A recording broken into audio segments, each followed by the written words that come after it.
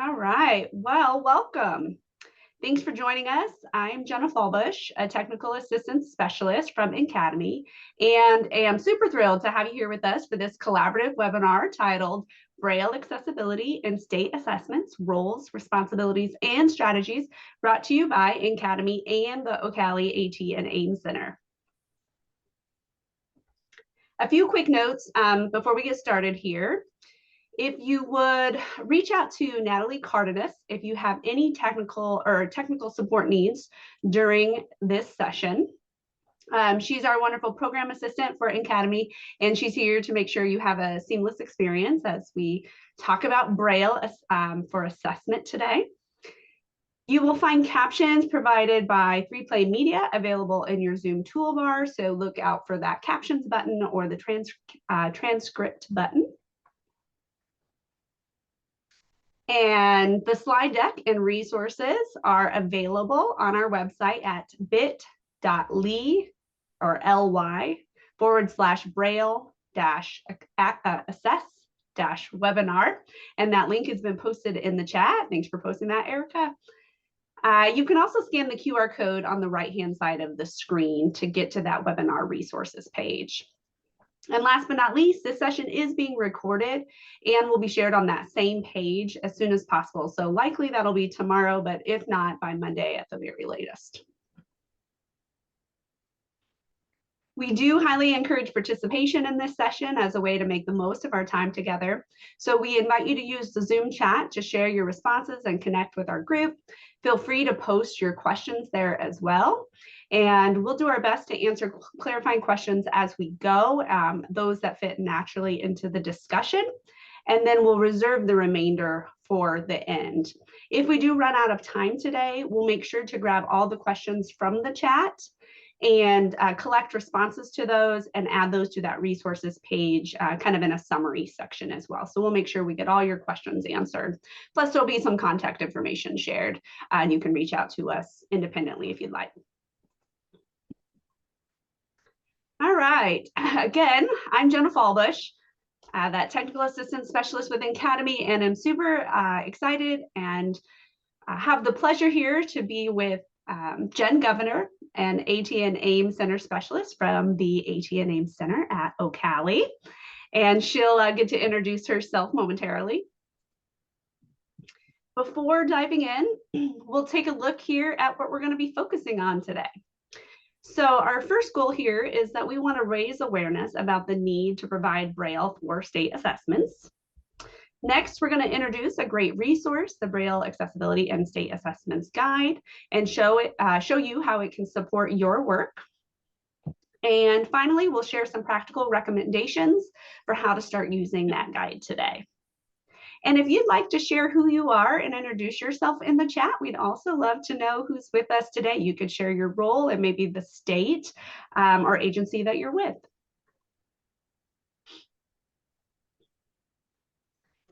So as you know, because I just mentioned, this session is a collaboration between NCADEMI and the AT&AEM Center at OCALI. And it's really been our pleasure at NCADEMI to work alongside the team at the AT&AEM Center that we have been working with. And some of those members are also in our group today, including Erica Chambers, Stacey Springer, and then NCADEMI Director Cynthia Curry as well. We've had just great discussions over the past year, and it's really, made good sense that we shared our knowledge and combined our efforts to create this updated guidance as two agencies focused on supporting the participation of students with disabilities in state assessments. So we have this new updated guidance that does support that mission, which is to improve the provision of Braille for state assessment. And really, the time has now come to talk to Jen about ensuring that state assessments are accessible for students who use Braille. So I'll turn it over to Jen to introduce herself and get us started. All right, thanks, Jenna. As mentioned, I'm Jen Govender, and I'm from the AT&AEM Center at OCALI. We are located in Ohio, and I am one of the Assistive Technology and Accessible Educational Materials Specialists, or AT&AEM Specialists. And I'm also a licensed teacher for students with visual impairment, so a TVI. So before we get really started in our discussion and jumped into all the areas of the guide, we're going to take a poll to see how familiar our audience is with the topic. And I am seeing a lot of familiar names in the chat, so that's exciting. So we'll give about a minute, but if you could please answer the following question. How familiar are you with Braille accessibility in state assessments? Very familiar, somewhat familiar, you've heard of it, but not involved, or you're not familiar at all. And Natalie's going to launch the poll, and some people are putting it in the chat. You can also fill out the poll.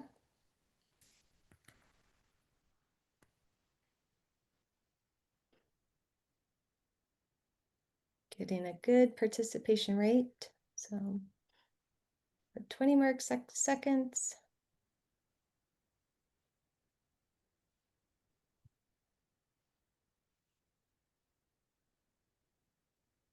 All right. All right, so we had a good participation rate, and it looks like there is a good amount of people very familiar and somewhat familiar. And then there's a small group that have heard about it but not involved, and a couple people that are not familiar with it at all. So that's good. We have a kind of a good range in our group that will be able to hopefully take you to that next level. So as we move on, oh, there we go. Sorry, too fast. My cursor was faster than that. So we're going to move, before we go into that though, we're going to jump over to the website to get a look at how. I think we'll do Oh, that in just a sorry. little bit. Yeah. Well, Yeah, hold but on. I first we jumped want to ahead talk. of myself. I got excited. I know we're all super excited to show off this new resource. But yeah, first, why don't you tell us why Braille accessibility is so important? All right, so as you can see, when students who use Braille, when they lack access to the assessment, there's a lot of consequences that can impact their overall education. So for example, they lack access can lead to unfair testing conditions. When a student is provided inaccessible formats, it prevents them from fully engaging in the test and the content. And it's really kind of testing, can they access the tests instead of the content?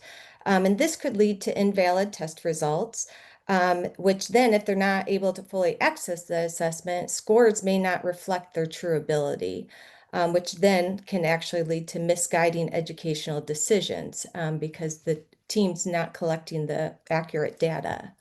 And then another reason Braille accessibility matters is because there could be legal violations. If students are denied access to the appropriate format, that violates IDEA, ADA, and Section 504, because it may constitute discrimination from providing them the appropriate accessible format.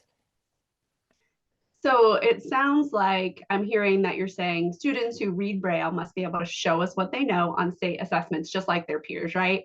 Because otherwise, the test results really do become invalid because that assessment actually only was measuring whether that student could decode the questions that they couldn't even access, which is so frustrating for the students themselves and then for all of us here who've stood over the shoulder and watched that happen.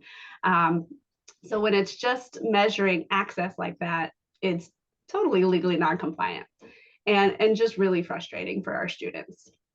Can you Right. talk? Yeah, oh, go ahead. Oh, sorry. I was going to say that's exactly right. So without providing the accessible format, in this case, Braille, which we're focusing on, the test isn't measuring what the student knows, and it is legally non-compliant. So Yeah. Can you talk a little bit more about those legal requirements? yeah. So if we go to the next slide. See my click to work. There we go. It's a little delayed today, but yeah, so failure to provide accessible assessments isn't just unfair, it is unlawful. Under IDEA, students with disabilities are entitled to participate in assessments with appropriate accommodations. IDA also indicates that Braille must be the default consideration, not the exception. So again, that team needs to assume that they're going to use Braille unless they can provide other reasons why that student wouldn't be using Braille. So if Braille is not provided, the IEP must document why it's not appropriate based on the comprehensive evaluation, and the decision must be considered for both current and future needs for the student. And then for ADA in Section 504, they mandate equal access to programs and services, including testing. So meaning under both of these, a student with a visual impairment must receive materials in the formats that allow them to access the curriculum, including Braille. And every student deserves a fair opportunity to show what they know, and every educator needs valid data, as mentioned, to support that student's success. So denying access can be considered discrimination under federal laws. Yeah, so I'm hearing again, like simply put, we have to provide accessible materials. It's just not optional, it's the law. And every student, including those who use Braille, deserve that fair chance to show what they know and that same opportunity to succeed. That's really, to me, what it means to truly belong in a space, right? You have to have that fair and equal access to succeed, just like the peers alongside of each student. So with that in mind, I think it's time that we now get to that new guide and take a look here in just a second at the Braille Accessibility and State Assessments, Roles, Responsibilities, and Strategies Guide that will really help us better understand how we can ensure students using Braille do get that fair and equal access that we know is so super important for so many reasons to state assessments so that they can show us what they know. And with that said, I think now maybe we can go out to the website and you can show us where to find this guide. Yes, I was so excited previously, but yes, now is the time. So we'll jump over to NCADEMI's website. And what you'll see right now is the main page. And then along the top, you would click on resources. And then you'll scroll down just a little bit under recent publications, and you'll see Braille accessibility and state assessments, roles, responsibilities, and strategies. And since that is kind of a long title, we're thinking that it's just going to kind of go by Braille accessibility and state assessments, not the whole title as we speak about it. But once you're on the page for the resource or the guide, you'll notice right at the top there, you can download it in a PDF. And then below it is kind of a table of contents with clickable bookmarks. So if you click on a section, it'll take you down to the section. So sorry about that quick scroll. But you can see where you can go, throughout it on your own if you're just wanting to see part of the guide. And just note, a BRF file will be available soon. We're working on that. And then knowing how things change, especially with technology, the Monarch coming, multiple line displays, we'll continue to update as needed. So some of these, might need to rethink about different accommodations or different technology that needs accessed. So it's a continuous work in progress, but we're excited to share this. So now we'll jump back to the PowerPoint and learn more about the guide and what it all contains. So let's move on.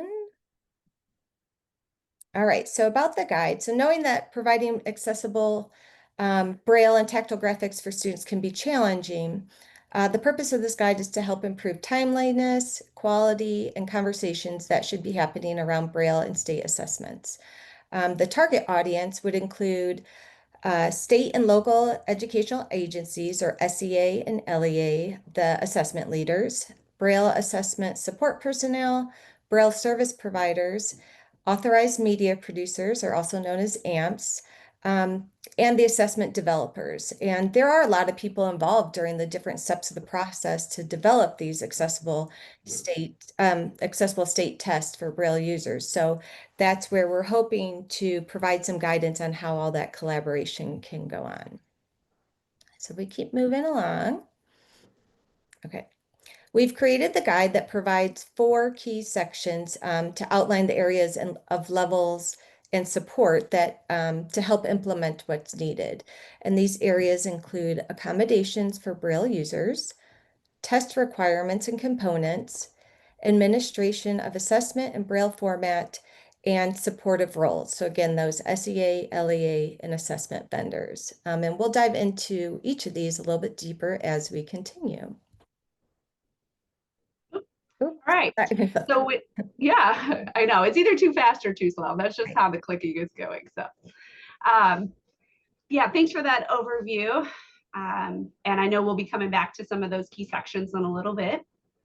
But we'd love to hear from the audience again. So in just a moment, you can respond to the next poll that will be launched. And we'd love to know whether you oversee or support accessibility accommodations, accessibility/accommodations for state assessments. So we'll launch that poll and you can say yes, no, partially, or in coordination with another team.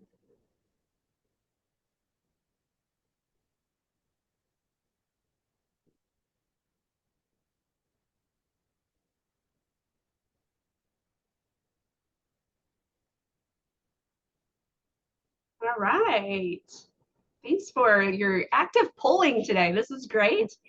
I'll share these results. So there they are.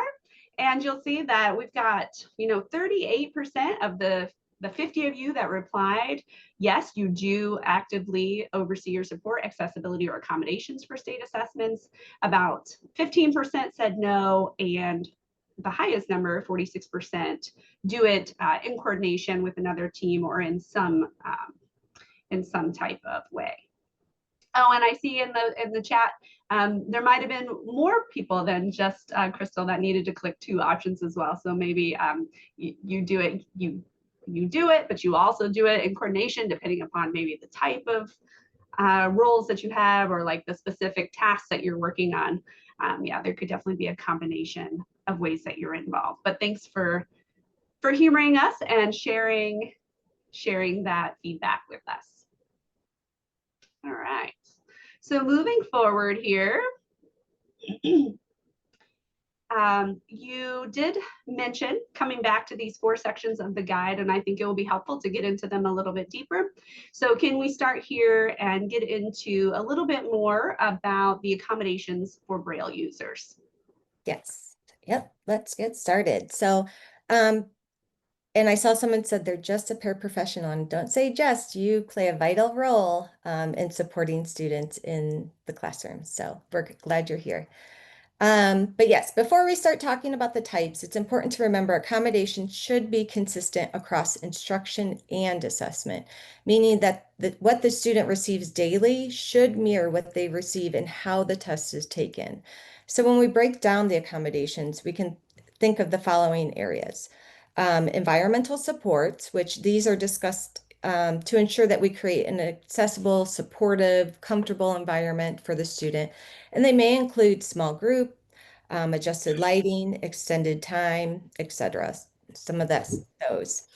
And then if we go on to the next one, which is assistive technology, AT allows Braille users to access test content and provide responses efficiently using devices or tools, kind of like Braille note takers, screen readers.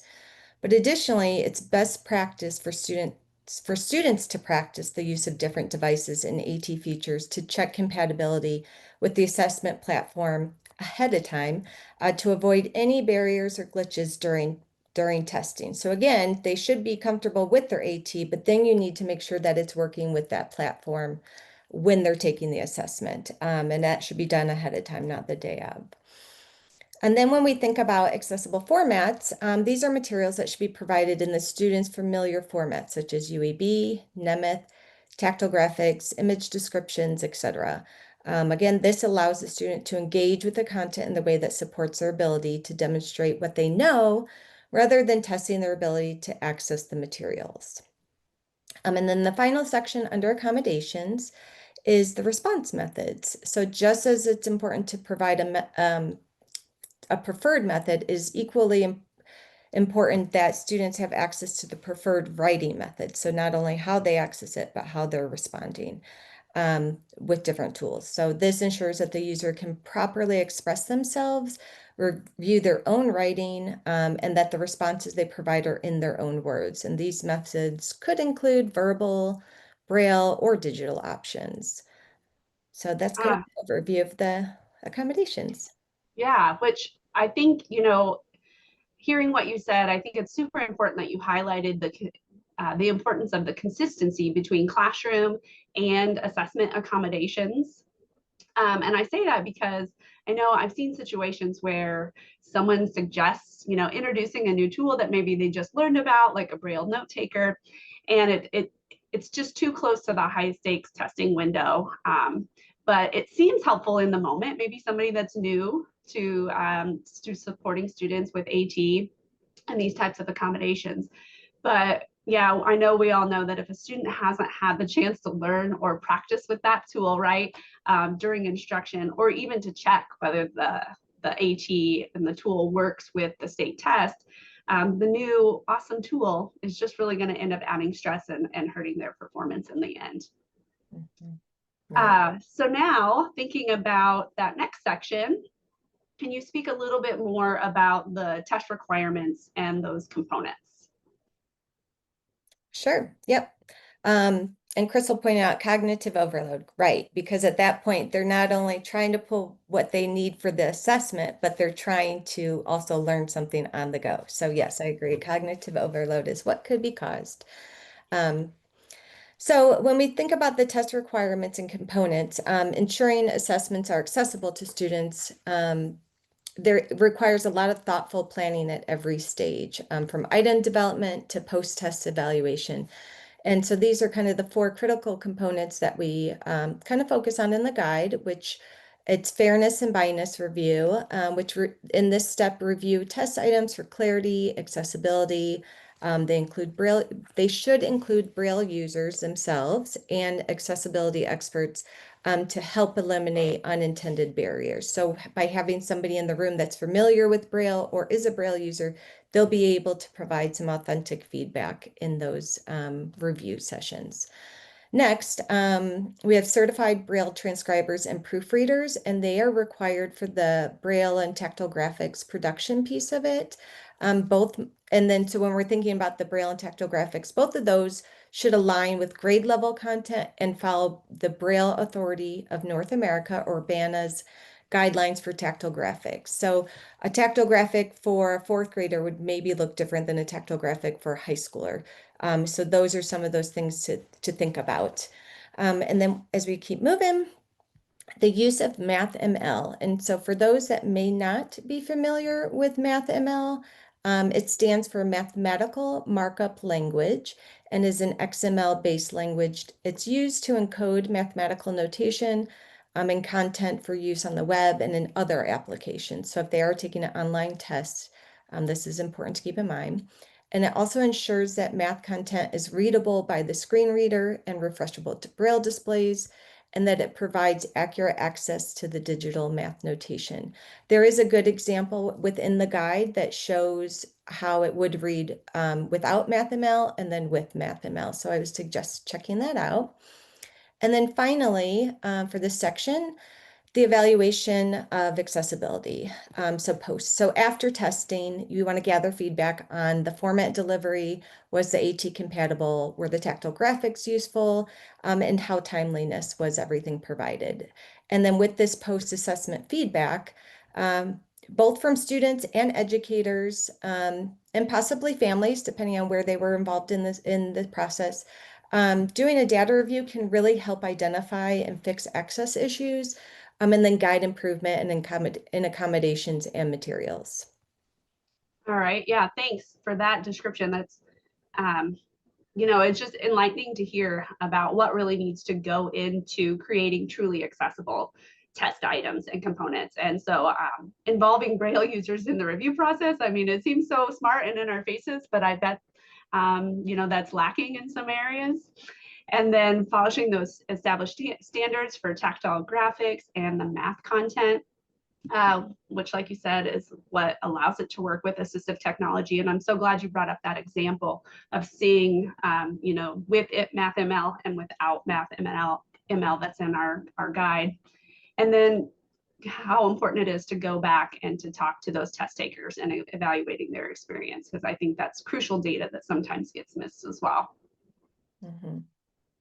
Okay, so now how about section 3? Can you talk a little bit more about the administration of assessments in that Braille format or Braille formats? Mhm.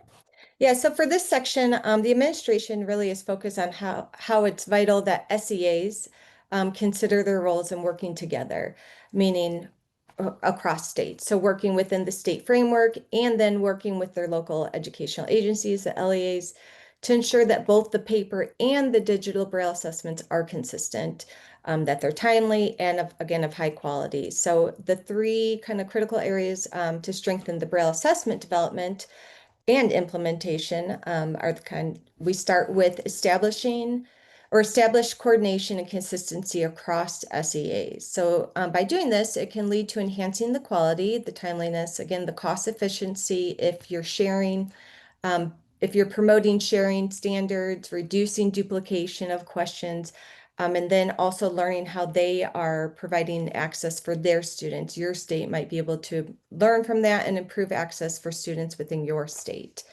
The next area is kind of focuses on providing clear state level guidance to the LEAs. So now that the states have kind of collaborated, they have their guidance. The LEAs really rely on guidance from the SEAs for clarity of roles and responsibilities, knowing the timely planning on their part. So how early do they have to order the Braille test or the supplemental tactile graphics or, any other materials that may need to come from the state or be approved. They count on SEAs for training and then the use of and what is and isn't allowed for assistive technology through that process. So again, there could be different ways that assistive technology is implemented in your state or allowed. And sometimes that has to get approved by the state. So it's important that they provide that information to LEAs because with that guidance, LEAs can be more effective with their own responsibilities for providing the test. And then the last piece is delivering equivalent practice test opportunities for Braille users. And this is a big piece that we've kind of already talked about. Providing the equal practice opportunities reduces that test barriers. It improves access for the students, and it supports a more valid assessment outcome and again, it should closely reflect the conditions of the actual assessment, meaning how they're taking daily. So again, you wouldn't want a student who's on a PC taking, they're used to using JAWS, and then they come to test day and they have to possibly use the built-in screen reader. It'd be fine if they have been practicing that and they know how to use it, but if you do that switch on that day of, it can be, pretty difficult for the student. And as Crystal mentioned, the cognitive overload. So again, however they're taking daily tests really should kind of mirror that state assessment test. Yeah, I keep thinking to myself as you were talking there, like, I just want to shout it from the rooftops, and live in that world where the SEAs are all talking to other SEAs, because there is so much value there and that reduced duplication and cost savings if we can talk across state lines and territories and wherever we can get this information. So that's one of the reasons, again, we're here today, is to get this out there and please share what you're hearing today.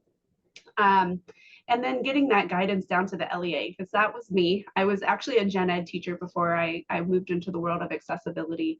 But sometimes we know that things get kept at the state level, maybe accidentally, not intentionally, but they just don't always trickle down to the people they need to get to. So when we make that really intentional and sharing that SEA guidance, it's just going to make for a better experience for our students and taking these state tests. And then especially thinking about the practice test too, and how important it is that they actually get to partake in those practice tests that are set up similar to what they're going to be experiencing with the actual state assessment. All right. That moves us over then to section 4. And I'm definitely hearing that this is a shared responsibility. So can you highlight now a little bit about the difference in the responsibilities based upon role when it comes to these accessible Braille assessments that we speak of? Yes, I'm hearing or seeing some good conversation in the chat, and yep, we'll kind of work that into here. But so yeah, throughout the webinar, you've probably come to realize again that providing Braille support within the different areas, it's not the responsibility of a single person or a team. It really requires shared ownership and collaboration among these three. So the SEAs, the LEAs, and the vendors, assessment vendors, and AMPs. Again, that's accessible media producers. So within the guide, there is a section that we tried to help call out some of the responsibilities and roles. Again, we probably didn't capture all of it, but this is a good start to look at this section to see how they can all work together. So if we look specifically at the SEAs first, again, we kind of mentioned it, they play a key role in coordinating. They can coordinate across states. They can provide clear guidance to LEAs and ensure the timely, high quality production. And then also including, as we are seeing in the chatting, access to practice tests for Braille users. And I'm seeing a couple states saying they would love their state to provide some of these.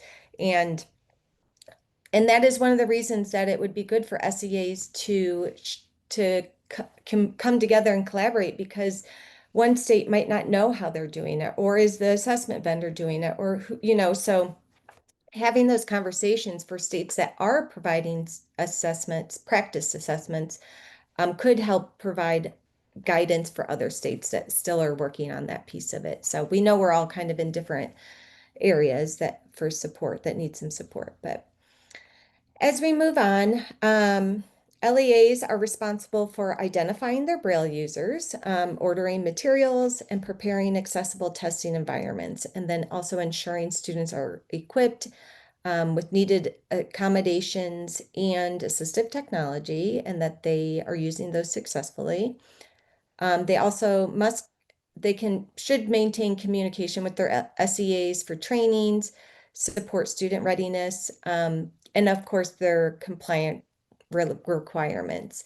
And again, that communication, that open communication about, hey, do we have practice tests? Or I think I've seen some released items in the chat where, what are we doing with these released items? Could these become our practice Braille tests? So just knowing, letting the SEAs know that those are a need. They may not be aware, to be honest, that that's not easily produced on the fly. When they get kind of higher up, they may need some of that communication, like, hey, we just need some support in providing this. But that's something we'll keep talking about in the future. As we go into assessment vendors and AMPs, they're responsible for producing the high quality accessible Braille, tactile materials, both for paper and digital formats, and that they're compatible with assistive technology. They must align with the SEA timelines and policies. They conduct the quality reviews, and then they also collaborate with the SEs to continue to support consistent, accessible assessments. Thanks, Jen. And as you mentioned, we've had some really good discussion here in the chat. So thanks all for keeping the side conversation going. And it just is, it's not surprising, right, that states are coming at this from such different perspectives and experiences. Some saying they do release items maybe on a website, or they share specific guidance. Other folks in the room are saying, oh no, they're lacking some guidance in their schools, and so they're kind of figuring it out on their own. And I think that's just exactly what we know to be true all across the US. And hope this guidance is a way to bring people together and to really refine and define the ways in which we can reduce those duplicative efforts and share these resources state to state and state to LEA. Mm-hmm. All right, so you mentioned the important roles on their own, and that this is a collaborative process, and that really is all of our responsibilities to provide accessibility for our students. And I know here that we've added some appendices in this guidance that I think will, just further the knowledge in ways to better make these tests accessible. So Jen, will you tell us about those? Yeah. Yeah, so knowing that some of the areas kind of need a more in-depth explanation, we included some of these appendices to expand on them. So you'll see that we have UEB Math and Science versus UEB Nemeth. There's best practice for image description, and then the glossary, because there are a lot of terms. If you're newer to this, or again, if you're at a different level where you're not really hands-on with the assessments yet and you're learning about it, there are a lot of terms that could be unfamiliar to you. So we did want to include a glossary for that purpose. We don't kind of go into that today, but we want to make you aware that it does exist. So if we go in the first one, the first appendix is UEB Math and Science versus UEB with Nemeth. So this appendix explains the difference between the two technical Braille codes. It can guide teams in selecting the appropriate code based on each student's learning needs and emphasize the importance of documenting the correct code in the IEP. So it kind of talks you through when and why they would use one versus the other. But again, once the team has decided what's best, it should be in the student's IEP or 504 to ensure there's consistent support, again, during instruction and assessment. But again, it needs to be identified in the IEP so that they know, again, that the vendor might need to be ready to produce a different code, or or I guess it'd be more of the transcriber or the amps that would be producing it, but they would need to be aware of that. I don't want to double click to go too fast. Here we go. Okay. So the next there we go. The next appendix focuses on best practices for image description. And in this appendix, you'll find both a series of questions as well as a flow chart, which you'll see a screenshot of on the right for this slide. And the flow chart, they both will help guide you with determining the appropriate method for what the image would need. So it includes alt text, it includes long description. It might tell you you need a tactile graphic, also including a description with that. But knowing that that's kind of a complex area, it's something that is needed to be done. We do have additional resources provided within that you can view different examples from different content areas. And then again, it also links to BANA's guidelines as well as some other guidelines to help you ensure that you're producing or asking for the appropriate need for an image. Could it just be decorative? Sometimes states decide to put in a decorative image just to break up the text, but that's not needed. So we want to make sure that those are even called out so students not just wondering why there's a random picture that hasn't provided any context for the assessment. So that really is a nice flow chart that helps the teams go through to make sure that all of those are identified and written correctly to meet the student's need. Yeah, I know that flow chart and just thinking about alt text in general, right? As you were just describing, it is so complex and there's so many nuances to alt text and long descriptions or marking an image as decorative, especially when you're thinking about test items and having to provide the right context and the right content without giving away an answer to a student. Right. It should Right. be a fair test of what they do now. Mm-hmm. So definitely check out those appendices if you haven't taken a look at the guide yet. And now let's move on. And Jen, can you tell us a little bit about how to get started with the guide? Yeah, so there's a couple different ways that participants can get started with the guide. Let me see if there we go. You can first share the guide with your IEP teams or assessment personnel. So then it helps, I just want to make sure then it helps build that cross-agency teams. So LEAs and SEAs are now kind of coming together on that same page of what students need or what needs to happen, or maybe creating that timeline of, okay, we need to order the test by this date and we need to have accessible practice items by this date.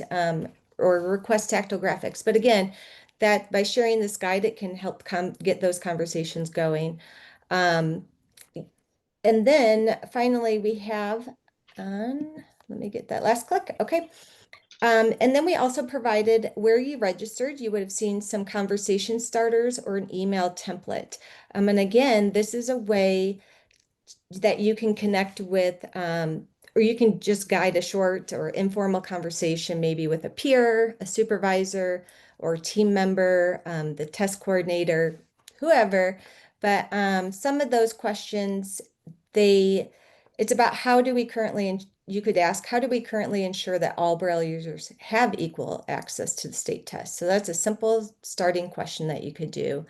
You could also ask, where do we think we have opportunities to improve state test accessibility for students who use Braille? Or you could ask about policies and practices that you might already have in place. So if you're new to a district, or you've been working there a while and you're just curious, those would be some great questions to start. And again, those could be in person, but as mentioned, we also have an email template that if you wanted to send it out, maybe to the state, somebody in the SEA or the State Department of Ed, that might be a helpful way if you're not seeing them face to face. That'd be a good way to connect with somebody. So in addition to the ways to get started, here's some recommendations to ensure that then you're moving forward with it. So once you have that guide, you can start to establish roles and responsibilities at the SEA and LEA levels. So you can help either update or create policies for what's needed. You can also, let's see, click, there we go. Collaborate with assessment vendors. And you want to do that early because again, they have their own timeline of when they're creating the test, the questions, and when they're having fairness committees. And, so they definitely have a timeline of when these questions go through. And they are very, what I have found is they are very open to feedback and suggestions. It's, you don't know what you don't know. So that's why it's important to have those expertise in the room. So again, you want to collaborate with them early. And then we also you want to provide some professional development on the Braille formats, tactile graphics, and assistive technology integration, because that can be a lot, and it can be such a small group of students within your district that are taking it, that not a lot of people are aware of what is needed for all of those. Again, you don't know what you don't know, so it's good to share. Sharing is caring. And then as mentioned, let's see if this last one there, oops, too quick. See, of course, we've mentioned, and we've gotten a little bit deeper in this one, is to use practice assessments with students' AT devices and tools. So if they're going to be online, ensure they're doing it ahead of time. Again, to get those glitches or reduce the barriers and make sure they're not learning on the go, but they're being assessed on the go. So yeah, so then that kind of wraps up our conversation of the guide. So now that we've gone through that whole overview of the guide and sections, we wanted to hear from you in our final poll about which component of the new guide you are most interested in exploring.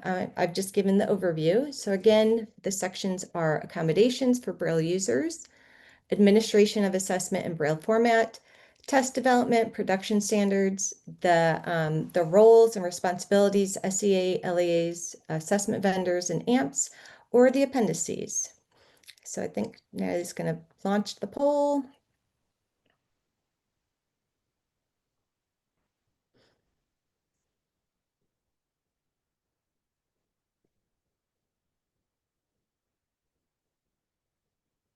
All right, we have good participation. Thanks, everybody. And this one should have allowed you to, and because I know many of you are excited to explore all of it, it should have allowed you to click on multiple sections. So,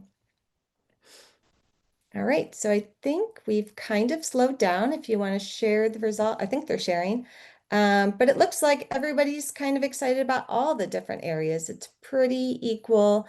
throughout. So I'm excited for you to explore it, and again, provide us some feedback. I saw some language suggestion earlier in the chat, and that's good. That's good to know. So again, thank you, and enjoy exploring those areas. And I'm gonna give it back to Jenna.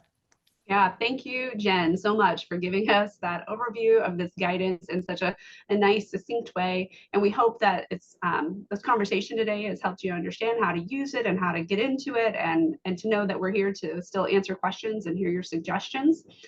If you would, please take a moment to at least bring up the evaluation in a browser tab so that you can get to that as soon as possible, because your feedback is super important to us. We want to hear what worked well and what we can improve on for our future webinars, and what kinds of resources and things we can provide for you. So you can scan that QR code on the left-hand side of the screen, or click the link in the chat and provide that feedback. It should only take 2 or 3 minutes. And yes, the recording will be available on our slide resources page, and we can post that link in the chat again for the slides and resources, and that recording will be available likely tomorrow, but if not, by Monday. So before we get to questions, please know that you can contact us at the contact information on the screen, and that will be shared in the chat as well. So you can reach out if you have NCADEMI specific questions to us at ncademy.org, or email us at ncademy@usu.edu. You can also call or text us at 435-554-8213. And really, we would love to have you follow us on LinkedIn, because that's where we post all of our webinars and our new content. It's kind of like the first release gets pushed out on LinkedIn. And Jen, how about your contact information? Yeah, so you can contact us through our website, which is ataem.org. You could also email us at ataem_info@ocali.org. If you go to our website, we do have a new request assistance button that you could go through there, and there's an easy survey that you fill out letting us know your topic and how you want us to contact you if you'd prefer to do that.